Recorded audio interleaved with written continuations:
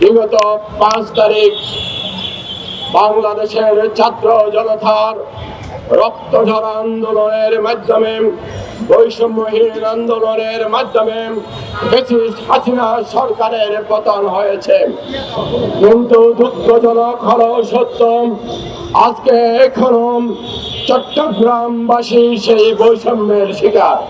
কক্সবাজারের বাংলাদেশে বৃহত্তম সি বিচ রয়েছে, অথচ চট্টগ্রামের উন্নয়নের কোনো ঘোষণা এখনো দেওয়া হয় নাই। বিগত ঈদ উল ফিতরের দিন 11 জন তরতাজা পর্যটক মৃত্যুবরণ করার কারণে আমরা এই আন্দোলন শুরু করেছিলাম।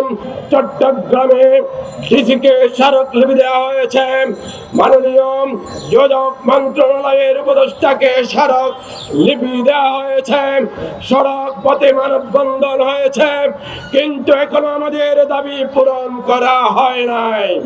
তাই আজকে আমরা এই জাতীয় প্রেস ক্লাবের সামনে থেকে সুনির্দিষ্ট ঘোষণা করছি, আগামী 14 তারিখের মধ্যে যদি চট্টগ্রাম কক্সবাজার সড়ক চলনের সুনির্দিষ্ট ঘোষণা দেওয়া না হয়, তাহলে আর মানববন্ধনের মতো কর্মসূচি দেওয়া হবে না।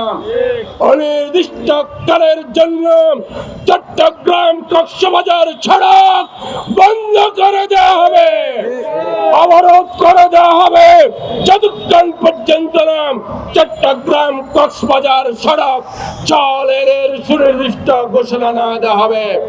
আমাদের বিগত অনেকগুলো সরকারই গেছেন, বিশেষ করে ফ্যাসিস্ট সরকার 16 বছর ক্ষমতায় ছিলেন। তারা কিন্তু সারা বাংলাদেশে কম বেশি যেখানে যাই করুক, আমাদের দক্ষিণ চট্টগ্রামে কোনো পরিবর্তন করেন নাই, কোনো উন্নয়ন করেন নাই, কোনো উন্নয়ন ছায়া লাগে নাই।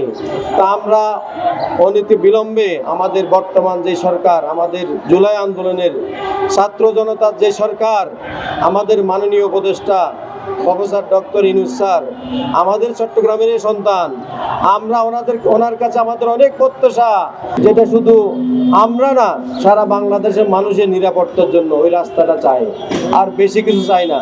আমাদের দাবি কিন্তু একটাই, আমরা যেন মৃত্যুর মিছিল নিয়ে আর না ঘুরতে হয়, মানুষ যেন স্বাচ্ছন্দ্য বোধে কক্সবাজার যাইতে পারে, আসতে পারে, এই আশায় আমাদের, অন্য কোনো কিছু না।